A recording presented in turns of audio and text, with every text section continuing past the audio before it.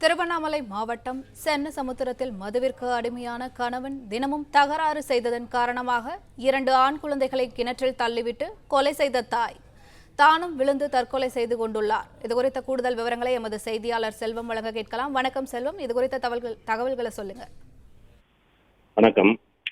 திருவண்ணாமலை மாவட்டம் செங்கத்தை அடுத்த சென்னசமுத்திரம் பகுதியைச் சேர்ந்த வெங்கடேசன் மனைவி கௌரி என்பவர் அதே பகுதியில் உள்ள செங்கல் சூளையில் கூலி வேலை பார்த்து வருவதாக கூறப்படுகிறது. இந்த நிலையில் வெங்கடேசன் தினமும் குடித்து விட்டு மது போதையில் வீட்டுக்கு வருவதால் கணவன் மனைவிக்கு இடையே அடிக்கடி சண்டை ஏற்பட்டுள்ளது. இதனால் மனமுடைந்த கௌரி தனது 2 ஆண் குழந்தைகள் கிஷோர், தேவேஷ் என்ற ஆண் குழந்தைகளுடன் கிணற்றில் விழுந்து தற்கொலை செய்து கொண்டுள்ளார். பின்னர் தகவல் அறிந்து சம்பவ இடத்திற்கு வந்த செங்கம் காவல்துறையினர் மற்றும் தீயணைப்புத் துறையினர் நீண்ட போராட்டத்திற்கு பின்னர் மூவரது உடலில் மீட்டு விரோத பரிசோதனைக்காக செங்கம் அரசு மருத்துவமனைக்கு அனுப்பி வைத்தனர்.